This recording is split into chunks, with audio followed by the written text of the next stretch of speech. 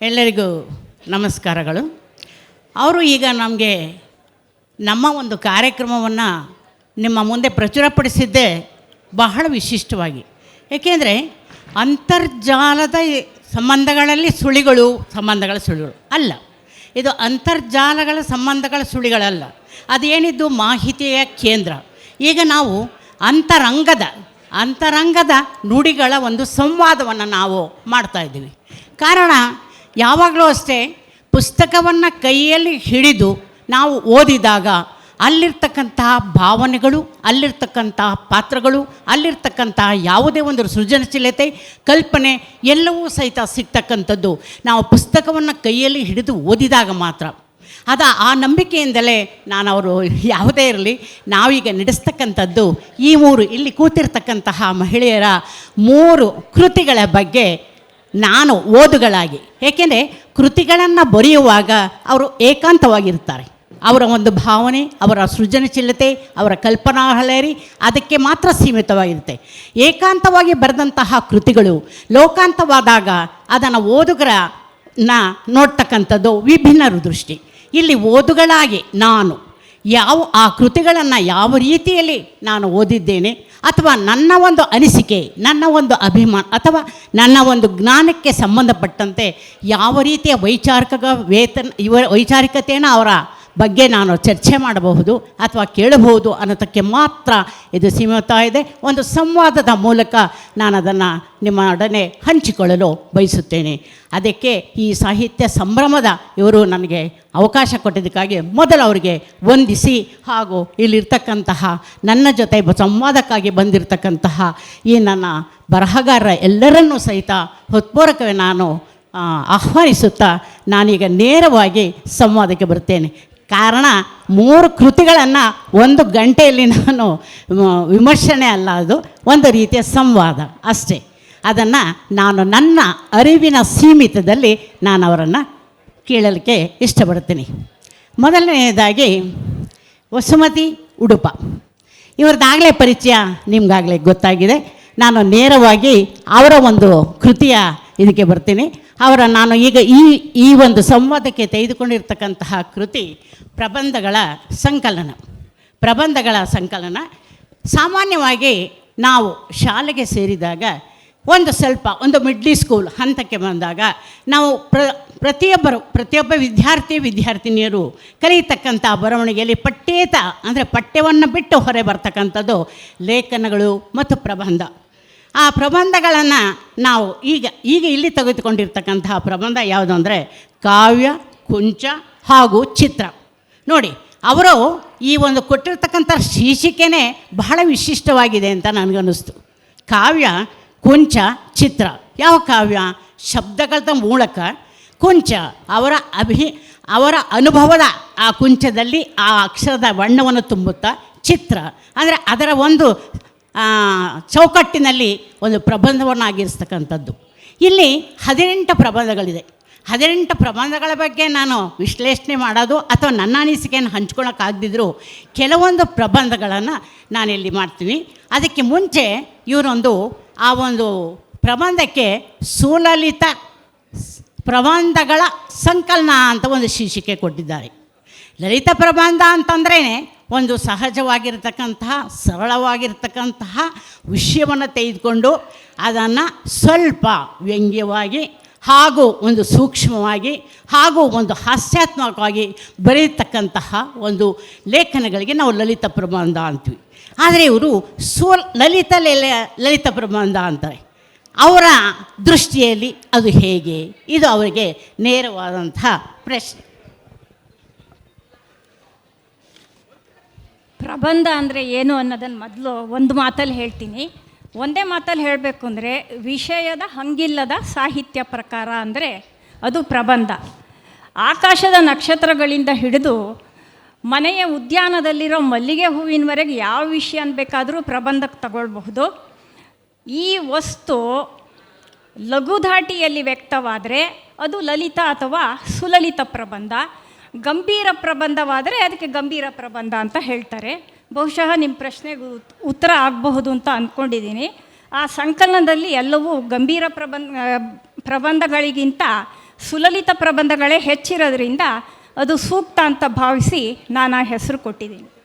ಆಯಿತು, ಧನ್ಯವಾದ ಮೇಡಮ್. ಅಂದರೆ ಸುಲಲಿತ ಅಂದರೆ ಸರಾಗವಾಗಿ ಓದಿಸ್ತಕ್ಕಂತಹ ಒಂದು ಪ್ರಬಂಧಗಳ ಸಾಲಿಗೆ ಸೇರ್ಬೋದು ಅಂತ ನಾನಂತೂ ಭಾವಿಸ್ತೇನೆ.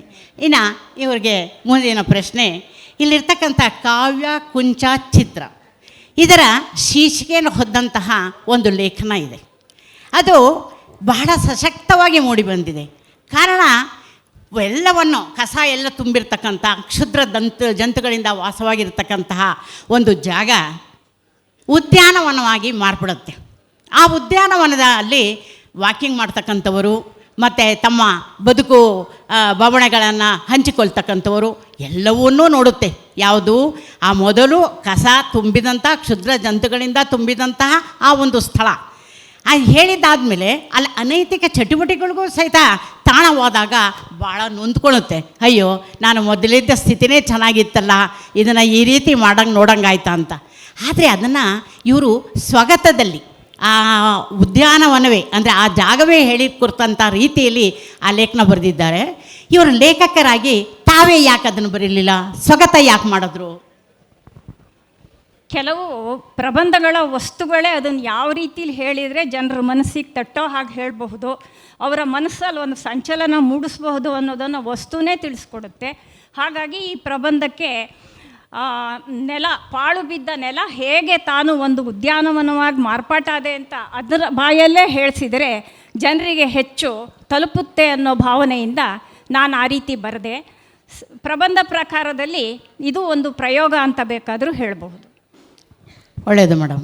ಈಗ ಮುಂದೆ ಅನೇಕ ನೆರೆಹೊರೆ, ಆನೆ ಮತ್ತು ಕೆಡ್ಡ ಮತ್ತು ಬೇಡದ ಅಂದರೆ ಆಕಸ್ಮಿಕವಾಗಿ ಹಿಂದು ಮುಂದೆ ಕೇಳದೆ, ಈಗಂತೂ ಪಕ್ಕದ ಮನೆಗೆ ಹೋಗಬೇಕಾದ್ರೂ ಸಹಿತ ನಾವು ಫೋನ್ ಮಾಡಿ ಹೋಗಬೇಕು. ಅಂಥದ್ರಲ್ಲೂ ಸಹಿತ ಅನಿರೀಕ್ಷಿತಾಗಿ ಬರ್ತಕ್ಕಂಥ ಅತಿಥಿಗಳ ಬವಣೆ ಎಲ್ಲವೂ ಸಹಿತ ಇವರ ಒಂದು 18ನೇ ಪ್ರಬಂಧಗಳ ಸಂಕಲನದಲ್ಲಿ ಇದೆ. ಎಲ್ಲವೂ ನಾವೆಲ್ಲ ಕೇಳಿರದಂತಹ ಅನುಭವಿಸಿರ್ತಕ್ಕಂತಹ ಎಲ್ಲ ವಿಷಯಗಳೇ, ಎಲ್ಲೋ ತಂದಂತಹ ಎಲ್ಲೋ ಕೇಳಿರದಂತಹ ವಿಷಯಗಳೇನಲ್ಲ. ಅದರಲ್ಲಿ ಒಂದು ನನಗೆ ಹೆಚ್ಚಿಗೆ ಒಂದು ಆಕರ್ಷಣೀಯವಾಗಿ ಕಂಡದ್ದು ಒಂದು ಸನ್ಮಾನ ಅಂತ. ಈ ಸನ್ಮಾನ ಅಂತಕ್ಕಂಥದ್ದು ಈಗ ಇತ್ತೀಚೆಗೆ ಸನ್ಮಾನ ಮಾಡ್ತಕ್ಕಂಥದ್ದು, ಗೌರವಿಸ್ತಕ್ಕಂಥದ್ದು, ಪಾರಿತೋಷಕ ಕೊಡ್ತಕ್ಕಂಥದ್ದು ಇವೆಲ್ಲವೂ ಸಹಿತ ಒಂದು ಪ್ರತಿಷ್ಠಿತವಾಗಿರತಕ್ಕಂಥ ಒಂದು ಇದು. ಇವರ ಒಂದು ಜೀವನದಲ್ಲೂ ಅಥವಾ ಇವರ ಒಂದು ಈ ಪ್ರಬಂಧದಲ್ಲಿ ಏನು ಹೇಳ್ತಾರೆ, ಇವರು ಒಂದು ಕಡೆ ವಾಸ್ತವೇ ಹೂಡಿದಾಗ ಇವರನ್ನು ಆ ಏರಿಯಾದವರು, ಆ ಬಡಾವಣೆಯವರು ಕರೆದು ಸನ್ಮಾನಕ್ಕಾಗಿ ಕರೀತಾರೆ. ಇವರು ಎಷ್ಟೇ ಆಗಲಿ ಬರಹಗಾರರು, ತುಂಬ ಸಂತೋಷ ಆಗುತ್ತೆ, ಮನದಲ್ಲೇ ಬೀಗ್ಕೊಂಡು ಅಲ್ಲಿಗೆ ಹೋಗ್ತಾರೆ.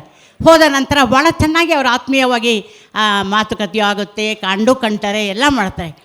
ಎಲ್ಲ ಮಾಡಿದಾದಮೇಲೆ ಅವರ ಅನುಭವವನ್ನು ಹಂಚಿಕೊಳ್ಳುವಾಗ ಅಲ್ಲಿ ಇರ್ತಕ್ಕಂಥ ಆಯೋಜಕರು ಹೇಳ್ತಾರೆ, ನೋಡಿ ಈ ಬಡಾವಣೆಯಲ್ಲಿರ್ತಕ್ಕ ಮೊದಲು ಒಬ್ಬರು ಲೇಖಕರು ಇದ್ದರು, ಅವ್ರಿಗೆ ನಾವೆಲ್ಲ ಸೇರಿ ಸನ್ಮಾನ ಮಾಡೋಣ ಅಂತಿದ್ವಿ, ಅಷ್ಟರಲ್ಲಿ ಅವ್ರು ಕಾಲ ಆಗ್ಬಿಟ್ರು. ಆದ್ದರಿಂದ ಈಗ ಇವರು ಬಂದಿದ್ದಾರೆ, ಇವರು ಬರಹಗಾರರು ಅಂತ ಗೊತ್ತಾಯಿತು, ಆದಷ್ಟು ಬೇಗ ಇವರಿಗೆ ಸನ್ಮಾನ ಮಾಡೋಣ ಅಂತ ಕರೆದ್ವಿ ಅಂದಾಗ ನಿಜವಾಗ್ಲೂ ಇವ್ರಿಗೆ ಅಲ್ಲಿ ಬೀಗುತ್ತಾ ಬಂದಂಥವ್ರಿಗೂ ಒಂದು ಚೀರೆ ಸ್ವಲ್ಪ ಮನಸ್ಸಿನಲ್ಲಿ ಅಳುಕು ಉಂಟಾಗುತ್ತೆ, ಮುಜುಗರನೂ ಉಂಟಾಗುತ್ತೆ. ಅದು ಒತ್ತಟ್ಟಿಗಿರಲಿ, ಅದು ತುಂಬ ಚೆನ್ನಾಗಿ ನಗೆಯನ್ನು ಹುಟ್ಟಿಸುವಲ್ಲಿ ತುಂಬ ಸಫಲವಾಗಿದೆ. ಆದರೆ ನನ್ನ ಪ್ರಶ್ನೆ ಏನು ಅಂದರೆ, ಈ ಸನ್ಮಾನ, ಗೌರವ, ಪಾರಿತೋಷಕ ಅಥವಾ ಪ್ರಶಸ್ತಿ ಖಂಡಿತವಾಗಿ ಬೇಕೇ? ಖಂಡಿತ ಬೇಕಾಗಿಲ್ಲ. ಆದರೆ ಕೆಲವು ಸರಿ ಈ ಜನರ ಒತ್ತಡಕ್ಕೆ ಮಣಿದು ಅದಕ್ಕೆ ಒಪ್ಕೋಬೇಕಾದಂಥ ಸಂದರ್ಭ ಬರುತ್ತೆ. ಅಕ್ಕಪಕ್ಕದ ಮನೇಲಿರೋ ಯಾರೋ ನಾವು ಒಂದು ಸಂಘ ಮಾಡ್ಕೊಂಡಿದ್ದೀವಿ, ಬನ್ನಿ ನಿಮಗೆ ಸನ್ಮಾನ ಮಾಡಬೇಕು ಅಂತಂದರೆ ಬೇಡ ಅನ್ನೋದು ಬಹಳ ಕಷ್ಟ ಅಂತ ಈ ಥರ ಸಮಾರಂಭಕ್ಕೆ ಕರೆಸ್ಕೊಂಡವ್ರು ಎಲ್ರಿಗೂ ಬಹುಶಃ ಗೊತ್ತೇ ಇರುತ್ತೆ ಅಂತ ಅಂದ್ಕೊಂಡಿದ್ದೀನಿ. ಓಕೆ, ಧನ್ಯವಾದ ಮೇಡಮ್. ಮುಂದಿನ ಪ್ರಶ್ನೆ ಏನು ಅಂದರೆ, ಕೆಲವು ಪ್ರಬಂಧಗಳನ್ನು ನಾನು ಓದಿದಾಗ ನಾನು ಓದುಗಳಾದಂತಹ ನನಗೆ ಇನ್ನೊಂದು ಸ್ವಲ್ಪ ಆ ಪ್ರಬಂಧ ಮುಂದುವರೆದಿದ್ದೇ ಚೆನ್ನಾಗಿತ್ತೇನೋ, ಇನ್ನೊಂದು ಕೆಲವು ಪ್ರಸಂಗಗಳನ್ನು ಆ ಒಂದು ಪ್ರಬಂಧದಲ್ಲಿ ಸೇರಿಸಿದರೆ ಚೆನ್ನಾಗಿತ್ತೇನೋ ಅಂತ ನನ್ನ ಮನಸ್ಸಿಗೆ ಅನಿಸಿದ್ದುಂಟು. ಅದರಲ್ಲಿ ಸಾವಿನ ಮನೆ ಅನ್ನತಕ್ಕಂಥ ಪ್ರಬಂಧ ನನಗನ್ನಿಸಿದ್ದು. ಅದರಲ್ಲಿ ಒಂದು ಪ್ರಕರಣವನ್ನು ಮಾತ್ರ ಅವರಲ್ಲಿ ಹೈಲೈಟ್ ಮಾಡಿ ಕೊನೆಯಲ್ಲಿ ಒಂದು ಪಂಚ್ ಕೊಟ್ಟಿದ್ದಾರೆ. ಏನಂತಂದರೆ, ಎಲ್ಲ 13ನೇ ದಿವಸ ಶುಭ ನಡೀತಾ ಇರುತ್ತೆ. ಆ ಮನೆಯ ಯಜಮಾನ ಕಾಲವಾಗಿರ್ತಾನೆ. ಆ ಯಜಮಾಂತಿ ಮೊಮ್ಮಗಳನ್ನು ಕರೆದು ಹೇಳ್ತಾಳೆ, ಏನಂತ ಅಂದರೆ, ನೋಡು ಮಗು, ಒಂದು ಸ್ವಲ್ಪ ಜಿಲೇಬಿನ ತೆಗೆದುಕೊಂಡು ಬೀರೋ ಮೇಲೆ ಇಟ್ಬಿಡು, ಕೊನೆ ಪಂಕ್ತಿಗೆ ಸಾಲತ್ತೋ ಸಾಲಲ್ವೋ ಅನ್ನತಕ್ಕಂಥದ್ದು ಅದರ ಒಂದು ಸೂಕ್ಷ್ಮ ಅವಲೋಕನ ಇವರು ಮಾಡಿದ್ದಾರೆ. ಜೊತೆಗೆ ವಾಸ್ತವಿಕತೆಯಲ್ಲಿ ಅದು ನಿಜವೂ ಹೌದು, ಅದು ಒತ್ತಟ್ಟಿಗಿರಲಿ. ಆದರೆ ನನ್ನ ಪ್ರಶ್ನೆ ಏನು ಅಂದರೆ, ಇನ್ನೂ ಒಂದೆರಡು ಪ್ರಸಂಗಗಳನ್ನು ಅಲ್ಲಿ ಸೇರಿಸಿದ್ರೆ ಚೆನ್ನಾಗಿರ್ತಿತ್ತೇನೋ, ಇನ್ನೂ ಅದು ಒಂದು ಹೆಚ್ಚಿನ ಒಂದು ತೂಕ ಬರ್ತಿತ್ತೇನೋ ಅಂಥೇಳಿ ನನ್ನ ಅನಿಸಿಕೆ. ಅದಕ್ಕೆ ಅವರ ಉತ್ತರ? ನೀವು ಹೇಳಿದ್ದಿರಬಹುದು, ಆದರೆ ನನ್ನ ಪ್ರಬಂಧ ಅನ್ನೋದು ಯಾವಾಗಲೂ ಒಂದು ವಾಸ್ತವದ ನೆಲೆಗಟ್ಟಿನ ಮೇಲೆ ರಚಿತ ಆಗುವಂಥದ್ದು. ಕತೆ ಕಾದಂಬರಿಗಳ ಹಾಗೆ ಇಲ್ಲಿ ಕಲ್ಪನೆ ಇರೋದಿಲ್ಲಲ್ಲ. ಹಾಗಾಗಿ ನಾನು ನನ್ನ ಅನುಭವಕ್ಕೆ ಬಂದಿರೋ ಒಂದೆರಡು ಅನುಭವಗಳನ್ನು ಸೇರಿಸಿ ಈ ರೀತಿ ಬರೆದಿದ್ದೀನಿ. ಇನ್ನೂ ಸ್ವಲ್ಪ ಜಾಸ್ತಿ ಅನುಭವ ಸಿಕ್ಕಿದ್ರೆ ಬರಿಬಹುದಿತ್ತೇನೋ, ಅಂಥದ್ದು ನನಗೆ ಸಿಕ್ಕಲಿಲ್ಲ ಅಂತ ಅನಿಸುತ್ತೆ. ಆಯಿತು ಮೇಡಮ್. ಇನ್ನು ಕೆಲವು ಪ್ರಬಂಧಗಳು, ಏಕೆಂದರೆ ಕಾಲದ ಮಿತಿ ಇರೋದ್ರಿಂದ ಇನ್ನು ಕೆಲವು ಪ್ರಬಂಧಗಳು ಸ್ವಲ್ಪ ಅಂದರೆ 2 ಪ್ರಬಂಧಗಳೇ ಸೇರಿ ಒಂದೇ ಪ್ರಬಂಧ ಮಾಡ್ಬೋದಾಯಿತು ಅನ್ನೋದಕ್ಕೆ ಈಗಾಗಲೇ ಅವರು ಉತ್ತರ ಕೊಟ್ಟರು. ಆದರೆ ನನ್ನ ಒಂದು ಅನಿಸಿಕೆ ಹೇಳಿಬಿಡ್ತೀನಿ.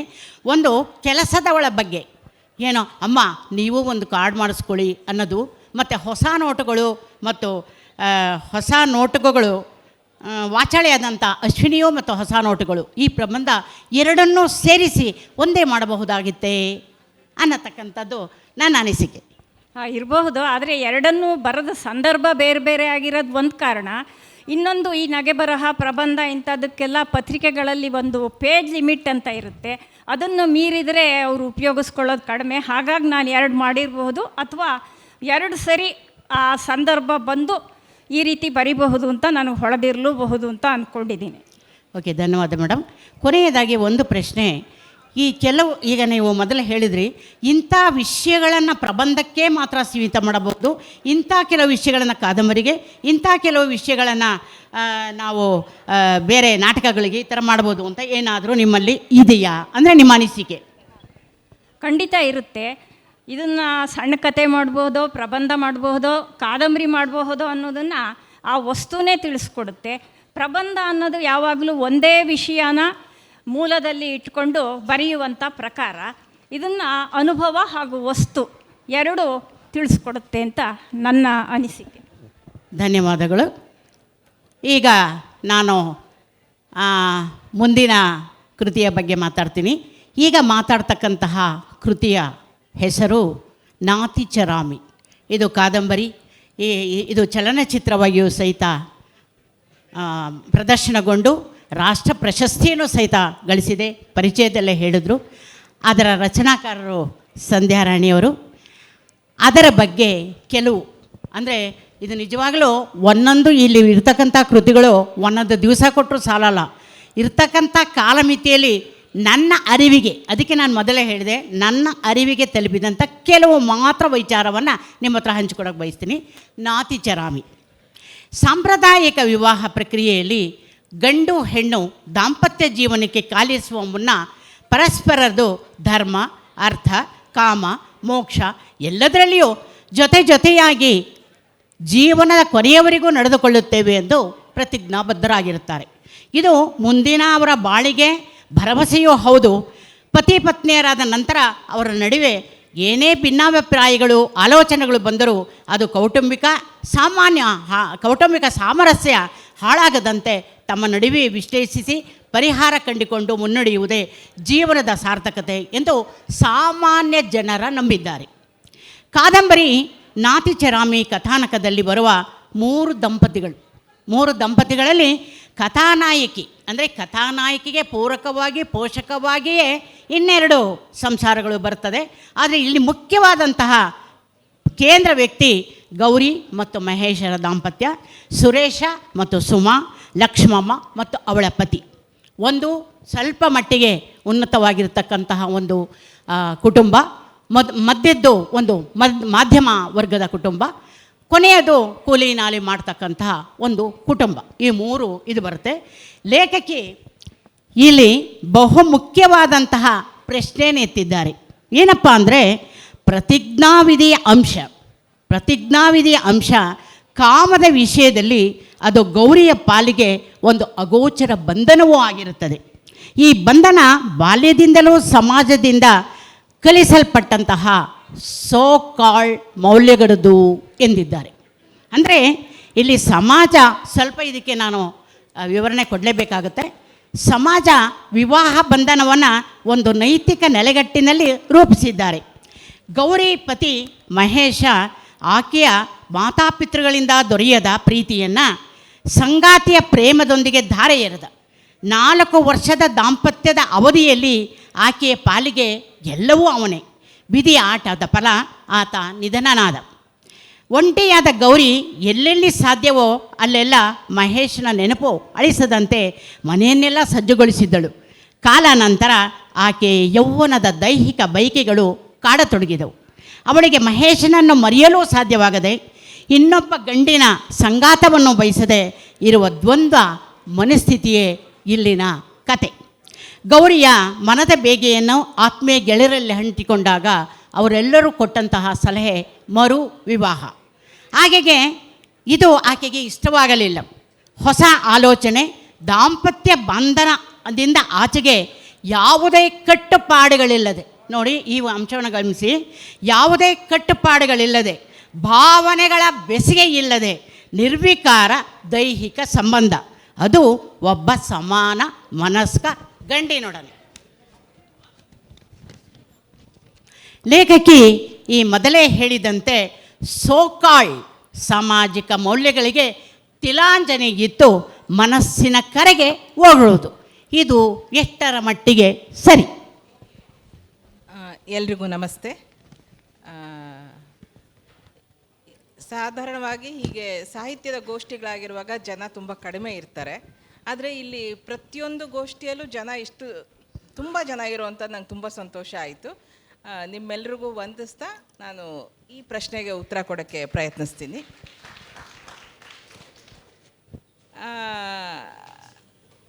ಇವರೀಗ ಮೂಲಭೂತವಾಗಿ ಒಂದು ಪ್ರಶ್ನೆ ಎತ್ತಿದ್ರು, ಅಂದರೆ ಗೌರಿ ಹಾಗೆ ದೈಹಿಕ ಸಾಂಗತ್ಯಕ್ಕೆ ಮುಂದುವರೆದಿದ್ದು ಸರಿಯಾ ತಪ್ಪಾ ಅಂತಂದ್ಬಿಟ್ಟು. ಇದನ್ನು ನಾವು 2 ಥರ ನೋಡೋಣ. ಒಂದು, ದೈಹಿಕ ಪಾವಿತ್ರತೆ. ಗೌರಿಯಲ್ಲಿ ಇನ್ನೊಂದು ಪ್ರಶ್ನೆ ಕೇಳ್ತಾಳೆ, ನನಗೆ ದೈಹಿಕ ಪಾವಿತ್ರತೆಗಿಂತ ಮುಖ್ಯವಾದದ್ದು ಮಾನಸಿಕವಾಗಿ ನಾನು ಅವನ್ನ ಮರಿಲಾರೆ ಅನ್ನೋದು ಅಂತ. ಅಂದರೆ ನಾವು ಯಾವಾಗೂ ಹೇಳೋದು ಮನಸ್ಸು ಮುಖ್ಯ ಅಂತ ಹೇಳ್ತೀವಿ. ಹಾಗಿರುವಾಗ ಮರುಮದುವೆ ಆಯಿತು ಅಂತಂದರೆ ನಾನು ಆ ಮನಸ್ಸಿನಿಂದ ಅವನನ್ನು ಹೊರಗೆ ಕಳಿಸ್ಬೇಕಾಗತ್ತೆ, ಅದು ನನ್ನಿಂದ ಸಾಧ್ಯ ಇಲ್ಲ ಅಂತಾಳೆ. ಬೆಳಗ್ಗೆ ಒಂದು ಗೋಷ್ಠಿಯಲ್ಲಿ ಕಾಸರವಳ್ಳಿ ಮತ್ತು ಪೈಸರ್ ಇಬ್ಬರು ಹೇಳಿದ್ರು, ಸಾಹಿತ್ಯ ಅಂದರೆ ಅಮೂರ್ತವನ್ನು ನೋಡಿ ನಾವು ಮೂರ್ತವಾಗಿ ಒಂದು ಭಾವನೆಯನ್ನು ಕಟ್ಟಿಕೊಳ್ಳೋದು ಅಂತ. ಇಲ್ಲಿ ನಾನು ಅದನ್ನು ವಿಶ್ಲೇಷಣೆ ಮಾಡಿದ್ದೀನಿ. ಅಂದರೆ ದೈಹಿಕ ಕರೆಗೆ ಓಗುಡೋದು ತಪ್ಪ ಸರಿನಾ? ಇಲ್ಲೇನಾಗುತ್ತೆ ಅಂದರೆ ನಾವು ಇದುವರೆಗೂ ಬಂದಿರುವಂತಹ ಬರೀ ಸಾಹಿತ್ಯನ ಮಾತ್ರ ತೊಗೊಂಡು ನೋಡ್ತು ಅಂತಂದ್ರೂ ಗಂಡಿಗೆ ಕಾಡದ ಸರಿ ತಪ್ಪುಗಳನ್ನ ಯಾವಾಗಲೂ ಹೆಣ್ಣಿನ ಮೇಲೆ ಹೊರಿಸಲಾಗತ್ತೆ. ಕಾನೂರು ಸುಬ್ಬಮ್ಮ ಹೆಗ್ಗಡತಿ ತೊಗೊಂಡ್ರೆ ಅಲ್ಲಿ ಕೂಡ ಸುಬ್ಬಮ್ಮ ದೈಹಿಕ ಕರೆಗೆ ಹೋಗೊಡ್ತಾಳೆ, ಹಾಗಾಗಿ ಅವಳಿಗೆ ದುರಂತ ಅಂತ್ಯನೇ ಆಗಬೇಕಾಗತ್ತೆ. ಚದುರಂಗರ ವೈಶಾಖ ತೊಗೋಬೋದು ನಾವು. ಅಲ್ಲಿ ತಪ್ಪು ಮಾಡಿರೋದು ಮಾವ ಸೊಸೆ ಇಬ್ಬರೂ ಮಾಡಿದ್ರು ಶಿಕ್ಷೆ ಸೊಸೆಗೆ ಮಾತ್ರ ಅನ್ನಂಗಾಗತ್ತೆ. ಸೊ ಈ ಪ್ರಶ್ನೆಗಳನ್ನ ನಾನು ಈ ಕಾದಂಬರಿಯಲ್ಲಿ ವಿಶ್ಲೇಷಣೆ ಮಾಡೋಕ್ಕೆ ಪ್ರಯತ್ನ ಪಟ್ಟಿದ್ದೀನಿ. ಮತ್ತು ಇವರು ತಪ್ಪ ಸರಿನಾ ಅಂತ ಕೇಳೋರು, ತಪ್ಪು ಸರಿ ಅಂತ ಹೇಳೋದು ಒಬ್ಬ ಬರಹಗಾರ್ತಿಯಾಗಿ ನನ್ನ ಉದ್ದೇಶ ಅಲ್ಲ, ನನ್ನ ಕೆಲಸನೂ ಅಲ್ಲ.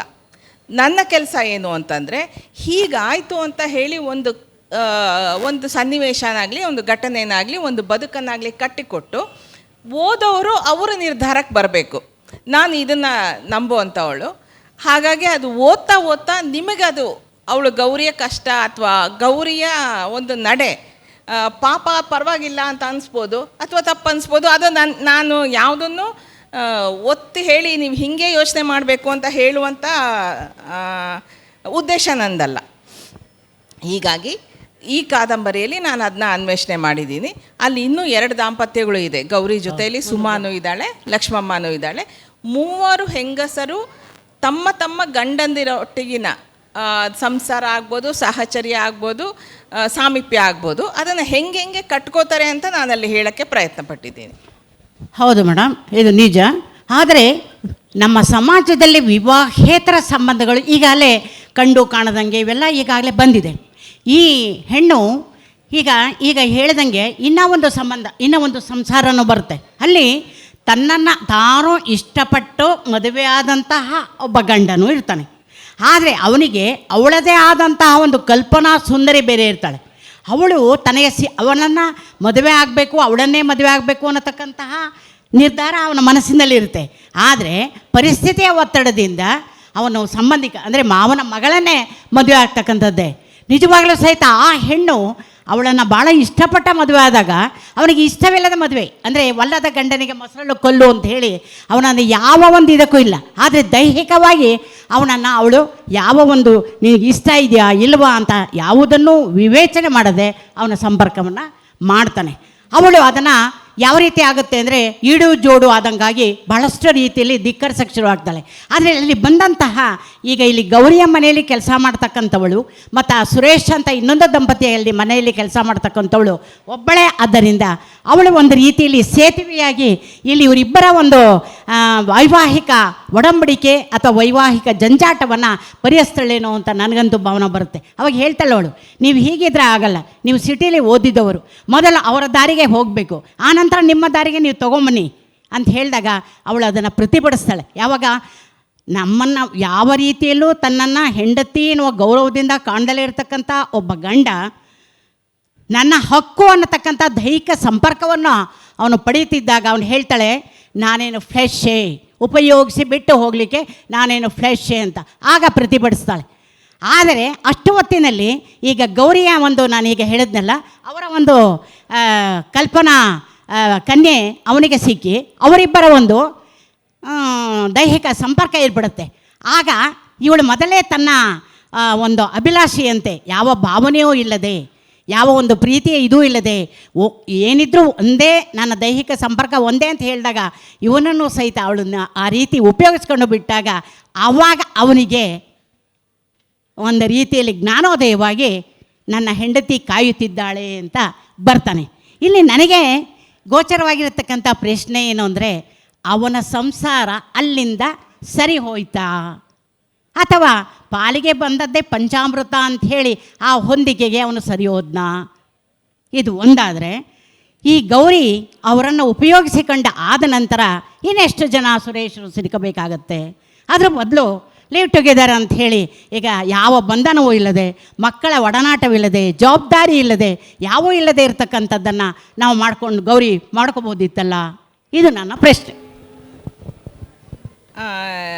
ಇಲ್ಲಿ ನಾನು ಒಂದು ಸ್ವಲ್ಪ ಹಿನ್ನೆಲೆ ಕೊಟ್ಟು ಉತ್ತರ ಕೊಡೋಕ್ಕೆ ಇಷ್ಟಪಡ್ತೀನಿ. ಇಲ್ಲಿ ಸರಿಯಾಗಿದೆ. ಹಾಂ, ಇಲ್ಲಿ ಸುಮಾರು ಕೆಲವು ಸಲ ನಾನು ಎದುರಿಸಿದ ಒಂದು ಪ್ರಶ್ನೆ ಅಂತಂದರೆ, ಸುರೇಶ ಒಬ್ಬ ವಿವಾಹಿತ, ಗೌರಿ ಮಾಡಿದ ತಪ್ಪಲ್ವಾ ಅಂತ. ಅಂದರೆ ನಾನು ಕೇಳೋದು, ಮದುವೆ ಆಗಿದ್ದಿದ್ದು ಯಾರು? ಸುರೇಶ. ಸಿಂಗಲ್ ವುಮನ್ ಆಗಿರೋದು ಗೌರಿ. ಹಾಗಿರುವಾಗ ಸುರೇಶನ ಮದುವೆಯ ಜವಾಬ್ದಾರಿ ಅಥವಾ ಮದುವೆಯ ಪಾವಿತ್ರ್ಯದ ಜವಾಬ್ದಾರಿ ಸುರೇಶಂಗಿರುತ್ತಾ ಗೌರಿಗಿರುತ್ತಾ?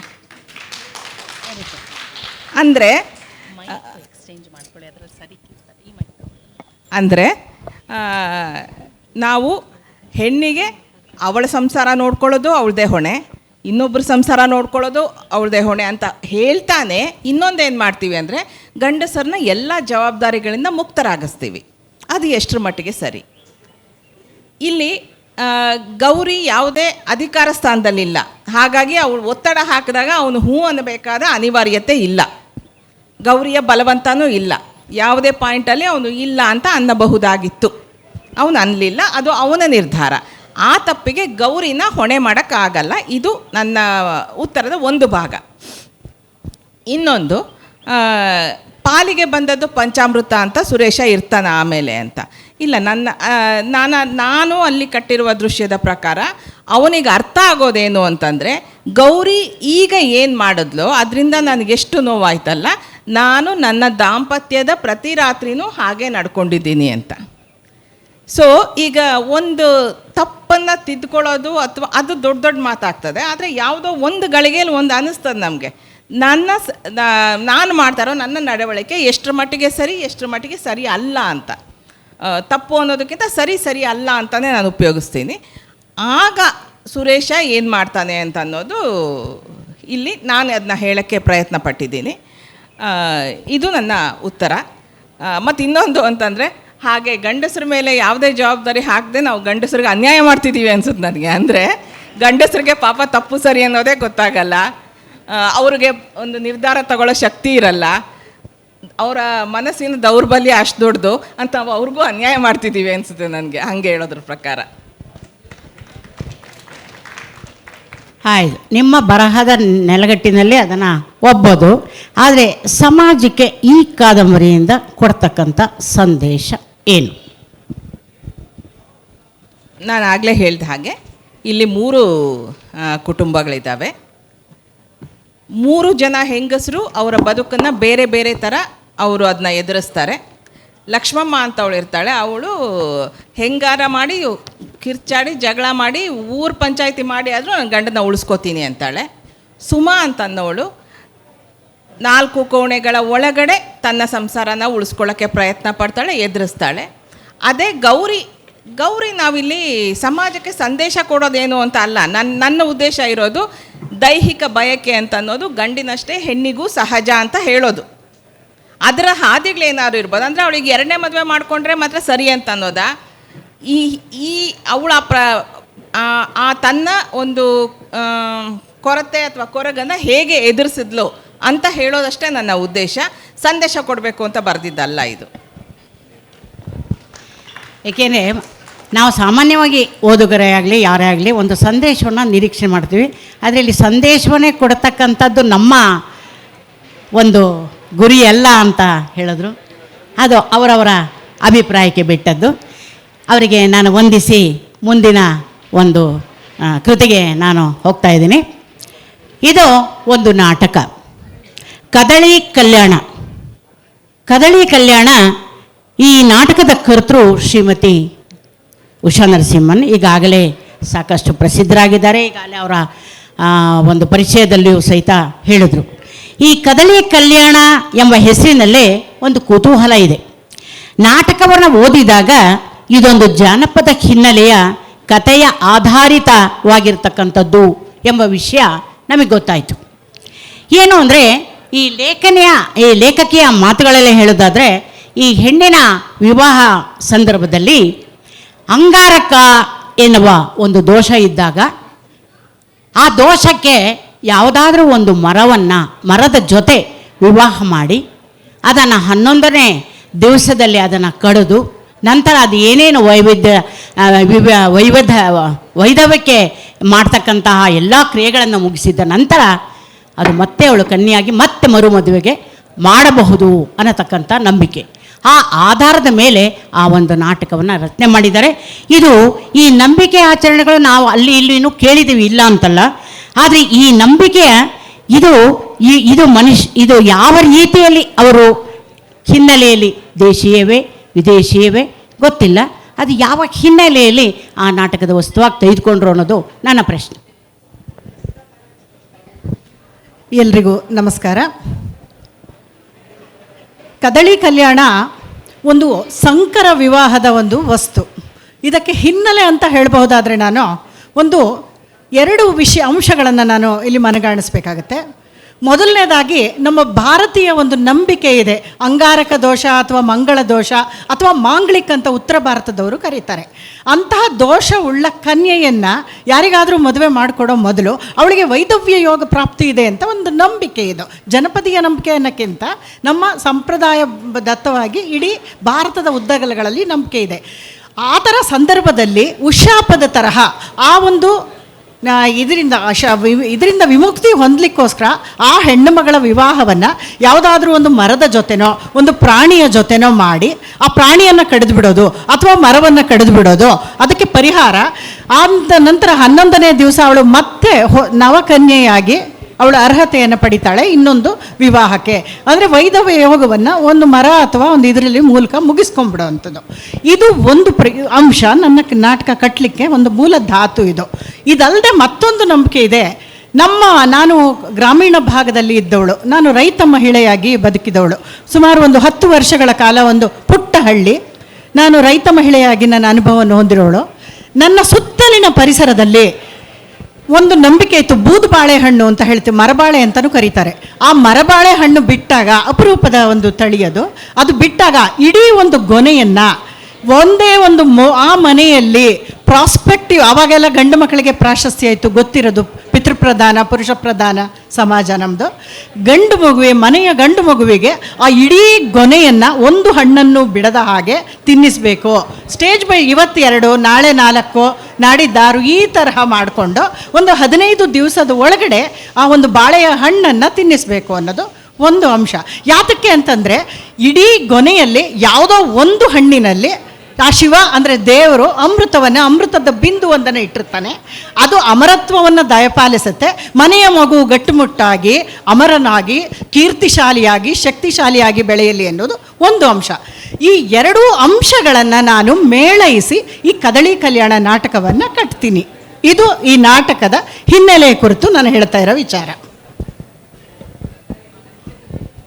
ಹೀಗೆ ಈ ಹಿನ್ನೆಲೆಯನ್ನು ಹೊಂದಿ ಪ್ರಾರಂಭವಾದಂಥ ಈ ನಾಟಕ ಇಲ್ಲಿ ಬರ್ತಕ್ಕಂಥ 2 ಕುಟುಂಬಗಳಲ್ಲಿ ಏನಾಗುತ್ತೆ, ಆ ಕುಟುಂಬದ ಕನ್ಯೆ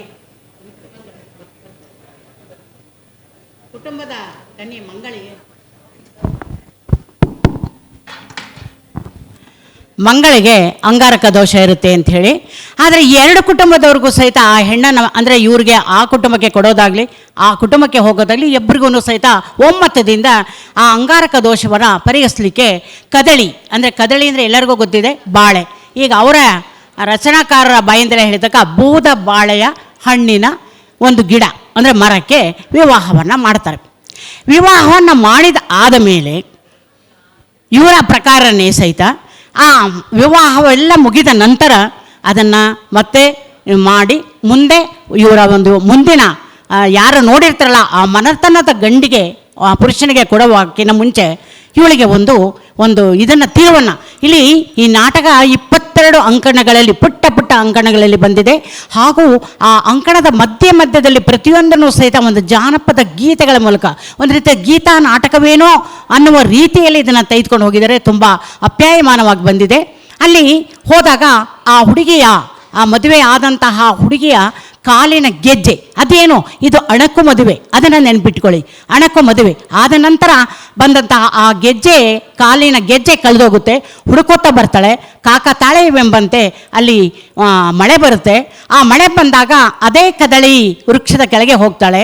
ಅಲ್ಲಿ ಅವಳ ಮತ್ತು ಆ ಕದಳಿ ವೃಕ್ಷದ ಒಂದು ಸಮಾಗಮ ಆಗುತ್ತದೆ ಅನ್ನತಕ್ಕಂತಹ ಒಂದು ಸೂಕ್ಷ್ಮತೆಯನ್ನು ಈ ನಾಟಕದಲ್ಲಿ ತಂದಿದ್ದಾರೆ. ಇದು ಮನುಷ್ಯ ಮತ್ತು ಮರದ ನಡುವಿನ ದೈಹಿಕ ಸಂಬಂಧದ ಇದು ಭ್ರಮೆ ಅಲ್ವೇ ನನಗನ್ಸಿದ್ದು. ಇದನ್ನು ನೀವು ಹೇಗೆ ಸಮರ್ಥಿಸ್ಕೊಳ್ತೀರಾ? ನೋಡಿ, ಬರಹಗಾರರು ಕೇವಲ ವಾಸ್ತವಗಳನ್ನು ಬರೆಯಲಿಕ್ಕೆ ಸಾಧ್ಯ ಇಲ್ಲ. ಕೆಲವು ಭ್ರಮೆಗಳನ್ನು, ಕೆಲವು ಕಲ್ಪನೆಗಳನ್ನು ನಾವು ಉಣ್ಣಬೇಕು, ನಮ್ಮ ಓದುಗರಿಗೂ ಉಣ್ಣಿಸ್ಬೇಕು. ಒಂದು ಕಾಲ್ಪನಿಕ ಆಯಾಮ ಇಲ್ಲದೆ ಒಂದು ನಾಟಕವನ್ನು ಕಟ್ಟಲಿಕ್ಕೆ ಸಾಧ್ಯ ಇಲ್ಲ. ಆದರೆ ಯಾವುದೇ ಕಾಲ್ಪನಿಕ ಆಯಾಮಕ್ಕೂ ಒಂದು ತಾರ್ಕಿಕವಾದ ನೆಲೆ ಅಂತ ಇರುತ್ತೆ. ಈಗ ಒಂದು ಉದಾಹರಣೆ, ಒಂದು ವಿಚಾರವನ್ನು ನಾನಿಲ್ಲಿ ಪ್ರಸ್ತುತ ಮಾಡ್ತೀನಿ. ಈಗ ಒಂದು ಸರ್ವವಿದಿತ, ಎಲ್ಲರೂ ಒಪ್ಕೊಂಡಿರೋದು, ವಿಜ್ಞಾನ ಒಪ್ಕೊಂಡಿರೋದು, ಮರಗಳಿಗೆ ಅಥವಾ ಸಸ್ಯಗಳಿಗೆ ಜೀವ ಇದೆ ಅಂತ ಒಪ್ಪಿತ ಮೌಲ್ಯ, ಹೌದಲ್ವಾ? ಹಾಗೆಯೇ ಇನ್ನೂ ಅದಕ್ಕೂ ಮುಂದುವರಿದು ಒಂದು ಭಾಗ ಇದೆ. ಮರಗಳು ಭಾವನೆಗೆ ಸ್ಪಂದಿಸ್ತದೆ, ಅದಕ್ಕೆ ಭಾವವೂ ಇದೆ, ಸಂಗೀತಕ್ಕೆ ಸ್ಪಂದಿಸ್ತದೆ, ನಲ್ನುಡಿಗಳಿಗೆ ಸ್ಪಂದಿಸ್ತದೆ. ದಿನವೂ ಒಂದು ಮರವನ್ನು ಪ್ರೀತಿಯಿಂದ ಮಾತಾಡಿಸಿದ್ರೆ ಅದು ಚೆನ್ನಾಗಿ ಫಲವನ್ನು ಬಿಡ್ತದೆ. ಅದು ಒಂದು ಮರನ ಸಾಯಿಸಬೇಕು ಅಂದರೆ ದಿನ ಕೂತ್ಕೊಂಡು ಕೆಟ್ಟ ಭಾಷೆಯಲ್ಲಿ ಬೈರಿ, 100 ದಿನ ಬೈರಿ ಮರ ಸತ್ತೋಗುತ್ತೆ ಅಂತ ಹೇಳ್ತಾರೆ. ಇದನ್ನು ಕೂಡ ಕೆಲವು ಹೈಪಾಥಿಸಿಸ್ಗಳಲ್ಲಿ ಹೇಳ್ತಾ ಬಂದಿದ್ದಾರೆ. ನಾನಿಲ್ಲಿ ಮರಗಳಿಗೆ ಜೀವ ಇದೆ, ಮರಗಳಿಗೆ ಭಾವನೆಯೂ ಇದೆ ಅನ್ನೋದನ್ನು ತಾರ್ಕಿಕ ಅಂತ್ಯಕ್ಕೆ ತೆಗೆದುಕೊಂಡು ಹೋಗಿದ್ದೀನಿ. ತನ್ನ ಮರದ ಬುಡದಲ್ಲಿ ಆಡಿ ಬೆಳೆದ ಮಂಗಳೆ, ಆ ಮನೆಯ ಹೆಣ್ಣು ಮಗಳು, ತನ್ನನ್ನು ಕೊಟ್ಟು ಯಾವಾಗ ತನಗೆ ಕೊಟ್ಟು ಯಾವಾಗ ವಿವಾಹ ಆಗುತ್ತೋ ಆ ಬಾಳೆಯ ಮರದಲ್ಲಿ ಅವಳ ಕುರಿತು ಮಧುರವಾದ ಭಾವನೆಗಳು ಬಂತು ಅಂತ ಹೇಳ್ತೀನಿ. ಇದಕ್ಕೆ ನಾನು ಭ್ರಮೆ ಅನ್ನೋದಾದರೂ ಅಂದ್ಕೊಳ್ಬಹುದು. ಅದು ಓದುಗರ ಸ್ವಾತಂತ್ರ್ಯ, ಏನು ಬೇಕಾದ್ರೂ ಅಂದ್ಕೊಳ್ಬಹುದು. ಆದರೆ ಒಂದು ತರ್ಕ ಅಂತೂ ಇದೆ ಅಲ್ವಾ? ಜೀವಭಾವ ಇರುವ ಒಂದು ಸಸ್ಯ ಅಥವಾ ಒಂದು ಮರ ಇದು ವಿಷಮ ಸಂಕರ. ಇದು ನಾನು ಹೇಳ್ತೀನಿ, ಇಂಥದ್ದು ಕನ್ನಡದ ನಾಟಕಗಳಲ್ಲಿ ಕಂಡೇ ಇಲ್ಲ, ಬಂದೇ ಇಲ್ಲ ಅಂತ ನಾನು ಹೇಳೋದಿಲ್ಲ. ನಮ್ಮ ಗಿರೀಶ್ ಕಾರ್ನಾಡ್ ಇರಬಹುದು, ಕಂಬಾರ್ ಇರಬಹುದು, ಬೇಕಾದಷ್ಟು ಇಂಥದ್ದನ್ನು ಬರೆದಿದ್ದಾರೆ. ಈಗ ಹಯವದನ ಇರಬಹುದು ಅಥವಾ ನಾಗಮಂಡಲ ಇರಬಹುದು. ಇಂತಹ ನಾಟಕಗಳನ್ನು ನಾವೆಲ್ಲ ನೋಡಿ ಈ ಹಿನ್ನೆಲೆಯಲ್ಲಿ ಬಂದಿದ್ದೀವಿ ನಾವು. ಇಲ್ಲಿ ನಾನು ಒಂದು ವ್ಯತ್ಯಾಸ ಏನನ್ನು ನಾನು ಹೇಳಬಹುದು ಅಂದರೆ, ಗಿಡ ಅಥವಾ ಸಸ್ಯ ಇಲ್ಲಿ ಮನುಷ್ಯನ ಜೊತೆ ಒಂದು ಮೋಹ, ಪ್ರೇಮ, ಕಾಮ ಸಂಬಂಧಕ್ಕೆ, ವಾಂಛೆಗೆ ಒಳಗಾಗತ್ತೆ. ಅಂತಹ ಸಂಬಂಧ ಏರ್ಪಡುತ್ತೆ. ಅವಳ ಅಂಡದಲ್ಲಿ ಒಂದು ಅಂಕುರಾರ್ಪಣೆಯೂ ಕೂಡ ಬಾಳೆಯಿಂದ ಆಗತ್ತೆ ಅನ್ನೋದು, ಇದಕ್ಕೊಂದು ತಾರ್ಕಿಕ ಹಿನ್ನೆಲೆಯನ್ನು ನಾನು ಬಹುಶಃ ಕೊಟ್ಟಿದ್ದೀನಿ ಅಂತ ಅಂದ್ಕೊಳ್ತೀನಿ. ಇರಬಹುದು. ಈ ನಾಟಕ ಹಾಗೆ ಮುಂದುವರಿಯುತ್ತಾ ಆ ಗೌಡನ ಮಗಳ, ದೊಡ್ಡ ಗೌಡನ ಮಗನ ಜೊತೆ ಇವನ ನಿಜವಾದ ವಿವಾಹವಾಗುತ್ತೆ. ಆ ನಂತರ ಆಕೆ ಫಲವತಿಯೂ ಆಗ್ತಾಳೆ. ಆದಾಗ ಒಂದು ವಿಚಿತ್ರವಾಗಿರ್ತಕ್ಕಂಥ ತಿರುವು ಏನಂದರೆ, ಆ ಫಲವತಿ ಆದಾಗ ಆ ಕದಳಿಯನ್ನೇ, ಅಂದರೆ ಬಾಳೆಯ ಹಣ್ಣು, ಈಗ ಎಲ್ಲರಿಗೂ ಸಹಿತ ಬಯಕೆ ಆಗುತ್ತೆ ಅನ್ನತಕ್ಕಂಥದ್ದು ಸಾಮಾನ್ಯವಾಗಿರ್ತಕ್ಕಂಥ ಒಂದು ನಂಬಿಕೆ ಅಲ್ವಾ. ಹಾಗೆ ಅವಳಿಗೂ ಬಯಕೆ ಆದಾಗ, ಬಸರಿ ಬಯಕೆ ಆದಾಗ ಬರೀ ಬಾಳೆಯ ಹಣ್ಣಿನ ಪಲ್ಯ, ಬಾಳೆಯ ಹಣ್ಣಿನಿಂದ ತಯಾರಿಸಿದಂಥ ಖಾದ್ಯಗಳನ್ನೇ ಆಕೆ ಅದನ್ನು ಇಷ್ಟಪಡ್ತಾಳೆ. ಅದೇ ರೀತಿ ಆಗುತ್ತೆ. ಆ ನಂತರ ಪ್ರಸವ ಆದಾಗಲೂ ಗಂಡು ಮಗುವನ್ನು ಹುಟ್ಟುತ್ತೆ. ಆ ಗಂಡು ಮಗುವಿನ ಜೊತೆ ಒಂದು ಕದಳೆಯ ಒಂದು ಕದಳೆಯ ಒಂದು ಬಾಳೆ ಗಡ್ಡೆಯೂ ಸಹಿತ ಅಲ್ಲಿ ಬರುತ್ತೆ ಅಂತ ಹೇಳಿ ಇಲ್ಲಿ ತಂದಿದ್ದಾರೆ. ಅದನ್ನು ಸೂಲಗಿತ್ತಿ ಮತ್ತು ಆಕೆ ಇಬ್ಬರಿಗೆ ಮಾತ್ರ ಗೊತ್ತಿರುತ್ತೆ. ಆ ಸೂಲಗಿತ್ತಿಗೆ ಹೇಳ್ತಾಳೆ, ಇದನ್ನು ತೆಗೆದುಕೊಂಡು ಹೋಗಿ ತಿಪ್ಪೆಯಲ್ಲಿ ಅಡಗಿಸಿಡು. ಯಾಕೆ? ಅದು ಅಸಹಜ ಅಂತಲ್ಲೇನಾ, ಅಥವಾ ಬೇರೆಯವ್ರಿಗೆ ಹೇಳಬಾರ್ದು ಅನ್ನತಕ್ಕಂಥದ್ದ? ಇದು ನನ್ನ ಮಗು, ಇದನ್ನು ನಾನು ಅದನ್ನು ವಿವರಿಸಿ ಹೇಳಲಾರೆ ಅಂತ ಹೇಳ್ತಾಳೆ. ನೋಡಿ, ಇಲ್ಲಿ ನಾನು ಅಲ್ಲಿ ಒಂದು ಶೋಭನದ ಒಂದು ಗೀತೆಯನ್ನು ಕಟ್ತೀನಿ. ನಾನು ಈ ನಾಟಕದಲ್ಲಿ ತುಂಬ ಪೂರಕವಾಗಿ ಬಂದಿರೋಂಥ ಗೀತೆ. ಆ ಗೀತೆಯಲ್ಲಿ ಅವಳು ಹೇಳ್ಕೊಳ್ತಾಳೆ, ತುಂಬಿದ ಬಟ್ಟಲನ್ನು ಮತ್ತೆ ತುಂಬುವುದೆದಕ, ಕೊಡಬಹುದು ಮೀಸಲಳಿದ ಹಾಲ ಕೊಡಬಹುದೇ ದೇವರಿಗೆ. ಅವಳು ಬಾಳೆಯ ಜೊತೆ ಸಂಕರ ಆಗಿರುತ್ತೆ. ಆದರೆ ಅವಳಿಗೆ ಅದು ಗಿಡ ಅಥವಾ ಪ್ರಾಣಿ ಆ ಥರದ ಭಾವನೆ ಇರಲ್ಲ. ತನ್ನ ಸಂಬಂಧ ಅಥವಾ ತನ್ನ ಲೈಂಗಿಕ ಸಂಪರ್ಕ ಒಂದು ಬೇರೆಯ ಒಂದು ಅಸ್ಮಿತೆಯೊಂದಿಗೆ ಆಗಿದೆ ಅನ್ನೋದನ್ನು ಮಾತ್ರ ಅವಳು ಅನುಭವಿಸ್ತಿದ್ದಾಳೆ. ಅದು ಗಿಡ ಅನ್ನುವಂತಹ ಹೀನಾಯ ಭಾವ ಆಗಲಿ ಅಥವಾ ಅದು ಇನ್ಯಾವುದೋ ಅದಕ್ಕೆ ಮಹತ್ವ ಇಲ್ಲ ಅಂತ ಆಗಲಿ ಅವಳು ಹೇಳ್ಕೊಳ್ತಾ ಇಲ್ಲ. ಅವಳು ಅದನ್ನು ಸಂಪೂರ್ಣವಾಗಿ ಅಂಗೀಕರಿಸ್ಕೊಂಡಿದ್ದಾಳೆ. ಅದೊಂದು ವಿಷಮ ಸಂಕರನೇ ಇದ್ರೂ ಅದರಿಂದ ಅವಳು ತನ್ನ ಒಂದು ಬಸಿರಿನಲ್ಲಿ ಇರುವಂತಹ ಬಾಳೆಗೆಡ್ಡೆಯ ಪ್ರಸವ ಆದಾಗ, ಇದೇನವ್ವ ಇಂಥದ್ದು ಹೆತ್ತೆ, ಈ ಕರಿ ಗೆಡ್ಡೆ ಇಶಿ ಅಂತ ಹೇಳ್ತಾಳೆ ಸೂಲಗಿತ್ತಿ. ಆಗ ಇವಳು ಹೇಳ್ತಾಳೆ, ಹೌದು ಅದು ಬರೀ ಗೆಡ್ಡೆ ಅಲ್ಲ, ಬಾಳೆಗೆಡ್ಡೆನಾ, ನಿನಗೆ ಹೆಂಗವ್ವ ಗೊತ್ತು ಅಂತ. ನನ್ನ ಬಸರಲ್ಲಿರೋದು ಬಾಳೆಗೆಡ್ಡೆ ಅಂತ ನಾನಲ್ಲದೆ ಇನ್ಯಾರು ಹೇಳಬೇಕು ಅಂತ ಹೇಳ್ತಾಳೆ. ಅಲ್ಲಿಗೆ ಇದಕ್ಕೆ ಉತ್ತರ ಸಿಕ್ತು ಅಂತ ಅಂದ್ಕೊಳ್ತೀನಿ. ತನ್ನೊಳಗಡೆ ಏನಿದೆ ಅದನ್ನು ಅವಳು ನಿಜವಾಗಿ ಆ ಸಂಬಂಧವನ್ನು ಅನುಭವಿಸಿ ಆನಂದಿಸಿ ಅದನ್ನು ಅಂಗೀಕರಿಸಿರ್ತಾಳೆ. ಅದರಿಂದ ಇದಕ್ಕೆ ಯಾವ ಒಂದು ಎಕ್ಸ್ಪ್ಲನೇಷನ್ ಬೇಕಿಲ್ಲ. The phenomenon itself is self explanatory ಅಂತ ನಾನು ಭಾವಿಸ್ತೇನೆ. ಆಯಿತು. ಇದು ಅಣಕ ಮದುವೆ ಅಂತ ಹೇಳಿದ ಮೇಲೆ ಈ ಬಾಳೆಯ ಗಿಡವನ್ನೇ ಇವಳೊಂದು ಅಷ್ಟೊಂದು ರೀತಿಯಲ್ಲಿ ತನ್ನಲ್ಲಿ ಆವಾಹನೆ ಮಾಡಿಕೊಂಡು ಅದಕ್ಕೆ ಇನ್ನೊಂದು ತಿರುವು ಕೊಡ್ತಾರೆ ಇವರು. ಏನಂತ ಹೇಳಿದ್ರೆ, ಅದು ಬೆಳೀತಾ ಹೋಗುತ್ತೆ. ಆವಾಗ ನಮಗೆ ಫೋನ್ಗಳಾಗಲಿ ಇದಾಗಲಿ ಇರೋದಿಲ್ಲ.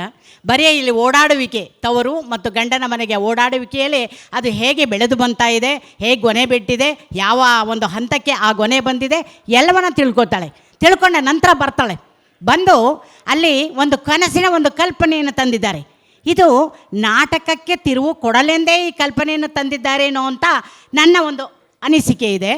ಏನಂದರೆ ಆ ಕಲ್ಪನೆಯಲ್ಲಿ ಏನಂತ ಹೇಳುತ್ತೆ ಅಂದರೆ, ಆ ಬಾಳೆಗಿಡನೇ ಬಂದು ನೋಡು, ಮೊದಲನೆಯ ಚಿಪ್ಪು ಯಾವ್ದಿದೆಯಲ್ಲ ಅದು ನಿನ್ನ ಮಗನಿಗೆ ತಿನ್ನಿಸು, ಅದು ರಾಯನಾಗ್ತಾನೆ. ಕೊನೆಯ ಚಿಪ್ಪಿದೆಯಲ್ಲ ಅದು ವಿಷದ ಚಿಪ್ಪು, ಜಾಗ್ರತೆ ಅಂತ ಹೇಳುತ್ತೆ. ಅದನ್ನು ಈಕೆ ಏನು ಮಾಡ್ತಾಳೆ, ಮನೆಗೆ ಬಂದಾಗ ಆ ಇಡೀ ಗೊನೆಯನ್ನು ನನಗೆ ಬೇಕು ಅಂತ ಹೇಳಿ ಅದನ್ನು ತಾನೇ ಇಟ್ಕೋತಾಳೆ. ಅಲ್ಲಿ ಒಂದು ಸಂದರ್ಭ ಬರುತ್ತೆ, ಪಾಳೆಗಾರನ ಹೆಂಡತಿಗೆ ಯಾವುದೋ ಒಂದು ದೈಹಿಕವಾದಂತಹ ಅನಾರೋಗ್ಯವಾದಾಗ ಈ ಬೂದು ಬಾಳೆಯ ಹಣ್ಣಿನ, ಈಗ ಅವರೇ ಹೇಳಿದ್ರು ಆ ಅಂಶ ಹೇಗಿರುತ್ತೆ ಅಂತೇಳಿ, ಬೂದು ಬಾಳೆಯ ಚಿಪ್ಪನ್ನು ಕೊಟ್ಟರೆ ಆ ರೋಗದಿಂದ ವಾಸಿಯಾಗುತ್ತೆ ಅಂತಿರುತ್ತೆ. ಅದನ್ನು ಅವನು ಒಪ್ಪಿಸ್ಬೇಕಾಗುತ್ತೆ. ಆದರೆ ಅವಳು ಹೇಳ್ತಾಳೆ, ಬೇಡ, ಇದರಲ್ಲಿ ಮೊದಲನೆಯ ಮತ್ತು ಕೊನೆಯ ಚಿಪ್ಪನ್ನು ಬಿಟ್ಟು ಮಿಕ್ಕಿದ್ದನ್ನು ಇಷ್ಟೇ ಬಿಟ್ಟಿತ್ತು ಅಂತ ಹೇಳಿ ಅವರಿಗೆ ಒಪ್ಸು ಅಂತ ಹೇಳ್ತಾಳೆ. ಇಲ್ಲಿ ನಾಟಕಕ್ಕೆ ತಿರುವು ಕೊಡಲೆಂದೇ ಇದನ್ನು ತಂದ್ರ, ಕನಸಿನ ಕಲ್ಪನೆ ನಿಮಗೆ ಬಂತ, ಅಥವಾ ಮಂಗಳಿಯು ನಿಜಕ್ಕೂ ಕದಳಿ ಮರದ ಮೋಹದಿಂದ ಹೊರಗೆ ಬರಲೇ ಇಲ್ವೇ? ನಿಮ್ಮ ಸಮಾಧಾನವೇನು? ಮಂಗಳೇ ಮತ್ತೊಂದು ಬದುಕನ್ನು ಅವಳು ಒಪ್ಕೋತಾಳೆ ಗೌಡ್ರ ಮನೆಯ ಹಿರಿ ಸೊಸೆಯಾಗಿ ಹಿರಿದಾಗಿ ಬಾಳ್ತಾಳೆ, ಅಲ್ಲಿಗೆ ಹೊಂದಿಕೊಂಡು ಬದುಕ್ತಾಳೆ. ಇದೆಲ್ಲವೂ ಇದೆ. ಈಗ ನಾನು ಒಂದು ಪ್ರಶ್ನೆ, ನಿಮ್ಮ ಪ್ರಶ್ನೆಗೆ ಮತ್ತೆ ಒಂದು ಪ್ರಶ್ನೆ, ಯಾರದೇ ಬದುಕಿನಲ್ಲಿ ಒಂದು ಪ್ರೇಮ ಅಥವಾ ಮೋಹ ಯಾವುದೋ ಒಂದು ಯಾವುದೋ ಒಂದು ವಯಸ್ಸಿನಲ್ಲಿ ಅದೊಂದು ಮೈ ಆಟೋಗ್ರಾಫ್ ತರಹ ಇರುತ್ತೆ. ಬೇರೆ ಮದುವೆ ಮೋಹಿಸಿದವ್ರನ್ನ ಪ್ರೀತಿಸಿದವ್ರನ್ನ ಎಲ್ಲರೂ ಮದುವೆ ಮಾಡ್ಕೊಳ್ಳೋಕ್ಕೆ ಸಾಧ್ಯ ಇಲ್ಲ. ಬದುಕಿನ ಸನ್ನಿವೇಶಗಳು ಬೇರೆ ಇರುತ್ತೆ.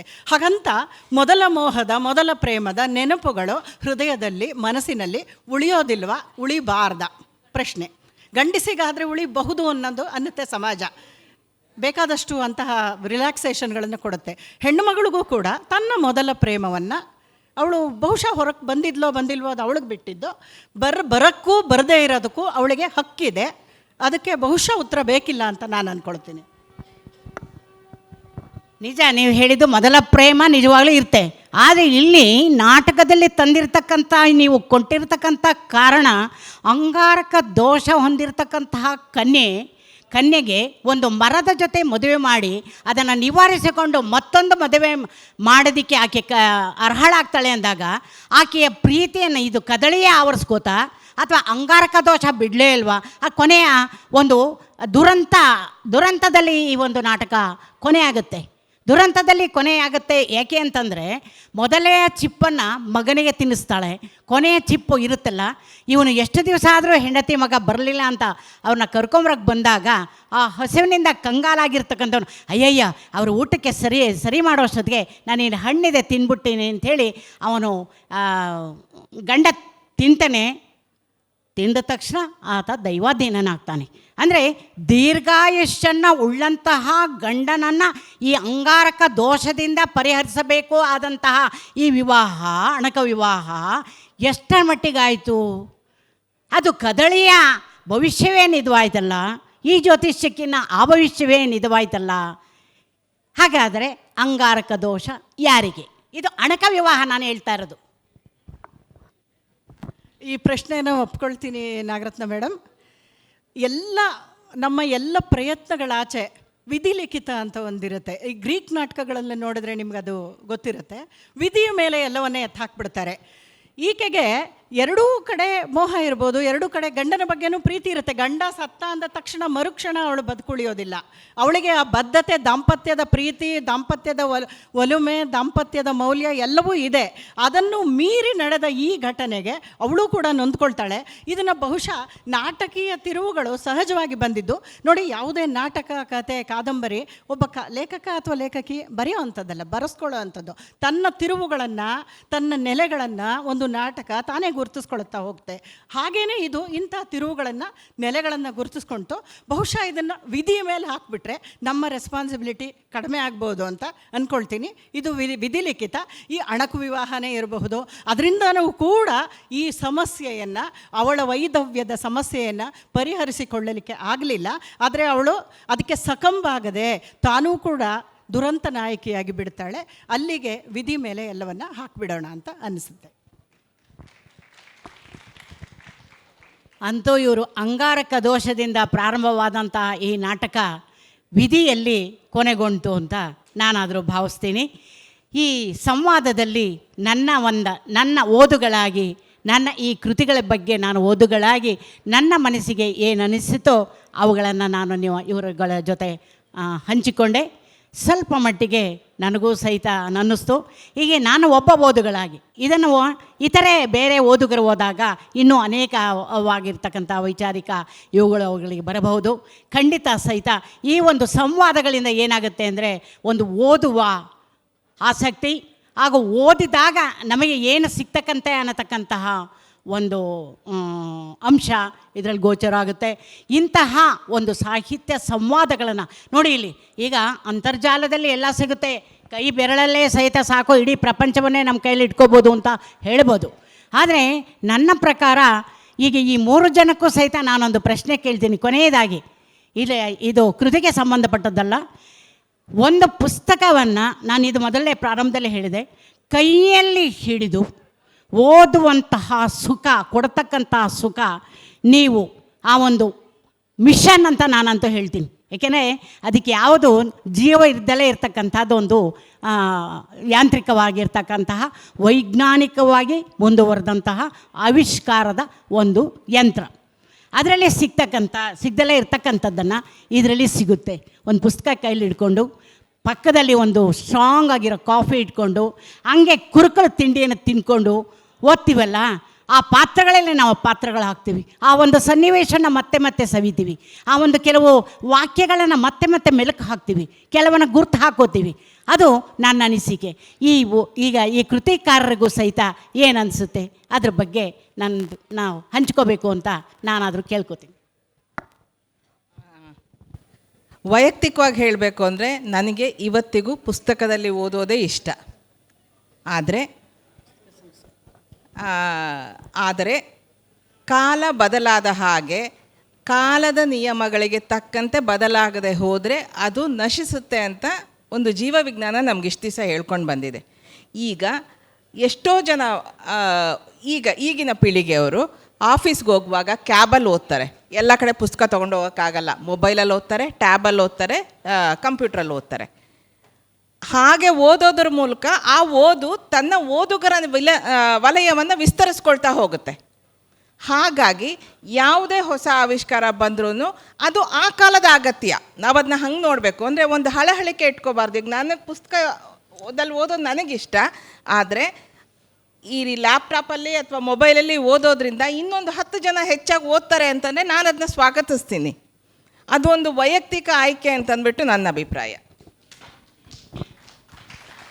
ನಾಗರತ್ನ ಮೇಡಮ್ ಹೇಳಿದ್ದಕ್ಕೆ ನನ್ನ ಸಹಮತ ಇದೆ. ಕೈಯಲ್ಲಿ ಪುಸ್ತಕ ಹಿಡಿದು ಓದೋದು, ಅರ್ಧ ಓದಿದ ಪುಟಗಳ ನಡುವೆ ಒಂದು ಗುರುತಿನ ಚೀಟಿ ಇಟ್ಟು ಪುರುಸೊತ್ತಾದಾಗ ಅದನ್ನು ಮುಂದುವರಿಸೋದು, ಇವೆಲ್ಲ ಒಂದು ಸುಖ, ಸಂತೃಪ್ತಿ ಕೊಡುವ ಭಾವನೆ. ಪುಸ್ತಕ ಪ್ರಿಯರಿಗೆ ಕೈಯಲ್ಲಿ ಪುಸ್ತಕ ಹಿಡಿಯೋದೇ ಒಂದು ಆಪ್ತ ಭಾವವನ್ನು ಮನಸ್ಸಲ್ಲಿ ಮೂಡಿಸುತ್ತೆ. ಇದು ಅಭ್ಯಾಸ ಬಲ ಕೂಡ ಹೌದು. ಇನ್ನು ಡಿಜಿಟಲ್ ಮಾಧ್ಯಮದಲ್ಲಿ ಓದೋ ಈಗಿನ ತಲೆಮಾರಿನವರಿಗೆ ಅದು ಕೂಡ ಅವರ ಅಭ್ಯಾಸ ಬಲನೇ. ಇದನ್ನು ಸ್ವಲ್ಪ ತಮಾಷೆಯಾಗಿ ಹೇಳಬೇಕು ಅಂತಾದರೆ, ಡಿಜಿಟಲ್ ಮಾಧ್ಯಮದಲ್ಲಿ ಪುಸ್ತಕಗಳ ಧೂಳು ಹೊಡೆದು ಕೂಡಿಟ್ಕೊಳ್ಳೋ ಕೆಲಸ ಇಲ್ಲ, ಯಾರಾದರೂ ಕೇಳ್ತಾರೆ ಅನ್ನೋ ಪ್ರಶ್ನೆ ಇಲ್ಲ, ಯಾವ ಮುಲಾಜು ಇರೋಲ್ಲ ಅಂತ ನನಗನ್ಸುತ್ತೆ. ಪುಸ್ತಕಗಳ ಪ್ರಿಂಟ್ ಮೀಡಿಯಾ ಬಗ್ಗೆ ನಾನು ಕೂಡ ಓಲ್ಡ್ ಸ್ಕೂಲೇ. ಇವತ್ತಿಗೂ ನನಗೆ ಪುಸ್ತಕವನ್ನು ಹಿಡಿದು ಓದೋದೇ ಅಭ್ಯಾಸ. ಆದರೆ ಅನಿವಾರ್ಯ ಆದಾಗೆ ಸಂಧ್ಯಾರಾಣಿ ಅವರು ಹೇಳಿದಾಗೆ ಡಿಜಿಟಲ್ ಮಾಧ್ಯಮದಲ್ಲೂ ಕೂಡ ಓದ್ತೀನಿ. ನಮ್ಮ ಅಭ್ಯಾಸ ಏನೇ ಇರಲಿ, ಕೊನೆಯದಾಗಿ ನಾನು ಕಂಕ್ಲೂಡಿಂಗ್ ಆಗಿ ಒಂದು ಪುಟ್ಟದೊಂದು 2 ದೃಷ್ಟಾಂತವನ್ನು ಕಥೆಯನ್ನು ಹೇಳಿಬಿಟ್ಟು ನಿಲ್ಲಿಸ್ಬಿಡ್ತೀನಿ. ಇದೇ ವಿಷಯಕ್ಕೆ HS ವೆಂಕಟೇಶ್ ಮೂರ್ತಿಯವರು ಒಂದು ಕಡೆ ಶೇರ್ ಮಾಡ್ಕೊಂಡಿದ್ರು.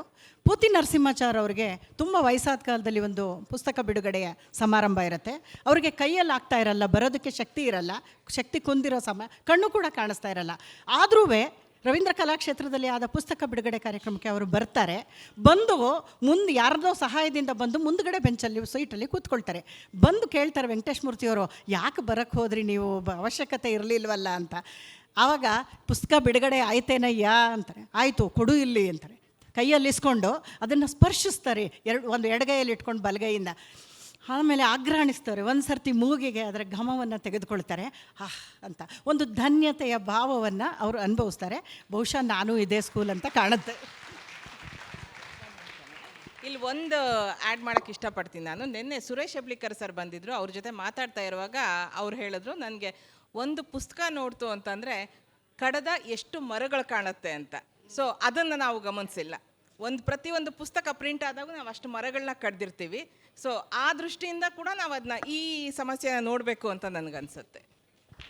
ಏನೇ ಸಮಸ್ಯೆ ಇರಬಹುದು, ಪುಸ್ತಕ ಸಂಸ್ಕೃತಿಯನ್ನು ನಾವು ಉಳಿಸ್ಬೇಕಾದ್ರೆ ಪುಸ್ತಕವನ್ನು ಬರೀಲೂಬೇಕು, ಪ್ರಕಟಿಸಲೂಬೇಕು, ಉಳಿಸಲೂಬೇಕು, ಹಾಗೆ ಓದುಗರು ಇರಲೂಬೇಕು. ಈ ಒಂದು ಸಾಹಿತ್ಯ ಸಂವಾದಕ್ಕೆ, ಸಾಹಿತ್ಯದ ಸಂಭ್ರಮ ಇದು ಒಂದು ರೀತಿಯ ಹಬ್ಬದ ಸಡಗರ ಅಂತಲೇ ಹೇಳಬಹುದು. ಇದಕ್ಕೆ ಈ ಒಂದು ಸಂವಾದವನ್ನು ನಡೆಸಲಿಕ್ಕೆ ಅವಕಾಶ ಮಾಡಿಕೊಟ್ಟಂತಹ ಸಾಹಿತ್ಯ ಸಂಭ್ರಮದ ಎಲ್ಲ ಅಧ್ಯಕ್ಷರುಗಳಿಗೆ, ಪದಾಧಿಕಾರಿಗಳಿಗೆ ಹಾಗೂ ಭಾಗವಹಿಸಿದ ಬರಹಗಾರರಿಗೆ ಮತ್ತು ಕೇಳಿದ ನಿಮ್ಮೆಲ್ಲರಿಗೂ ಸಹಿತ ನಾನು ಹೃತ್ಪೂರ್ವಕವಾದಂತಹ ಧನ್ಯವಾದಗಳನ್ನು ಅರ್ಪಿಸಿ ವಿರಮಿಸುತ್ತಿದ್ದೇನೆ. ಜೈ ಹಿಂದ್, ಜೈ ಕರ್ನಾಟಕ ಮಾತೆ.